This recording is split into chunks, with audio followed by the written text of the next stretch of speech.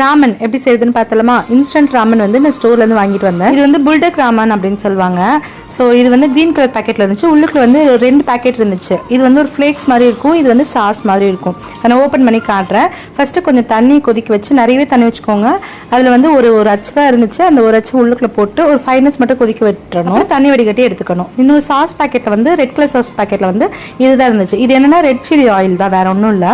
இது ரொம்ப காரமாக இருக்கும், அதனால வேற ஒரு கண்டெய்னரில் ஸ்டோர் பண்ணிக்கிட்டேன். மீதி ஒரு ஸ்பூன் இருக்கும். அதில் வந்து கொஞ்சமாக இதில் வேக வச்ச தண்ணியிலே கொஞ்சமாக எடுத்து நல்லா மிக்ஸ் பண்ணி கொஞ்சம் நான் பிளேட்டில் ஆட் பண்ணிக்கிட்டேன். அது கூடவே இந்த க்ரீன் கலர் பேக்கெட்டில் சீசனிங் இருந்துச்சு. அந்த ஒரு சிக்கனும் பட்டாணி தான் இருந்துச்சு, ஒன்றுமே இல்லை. ஸோ அப்புறம் நான் வேக வச்சுருந்த இந்த நூடுல்ஸை வந்து கொஞ்சமாக ஷேர் பண்ணி வச்சுக்கிட்டேன். எல்லாத்தையும் மிக்ஸ் பண்ணி பார்த்தேன். எனக்கு வந்து காரம் பத்தலை, அதனால இன்னும் 1 ஸ்பூன் மட்டும் அந்த சில்லி ஆயிலை வந்து கொஞ்சம் கொதிக்கிற தண்ணியில் வந்து ஆட் பண்ணி நல்லா மிக்ஸ் பண்ணி ஊற்றிக்கிட்டேன். இது மேலே பாயில்டு எக் வச்சு சால்ட் அண்ட் பெப்பர் போட்டு சர்வ் பண்ணியாச்சு. பிடிச்சிருந்தா ஃபாலோ பண்ணிக்கோங்க. பாய்.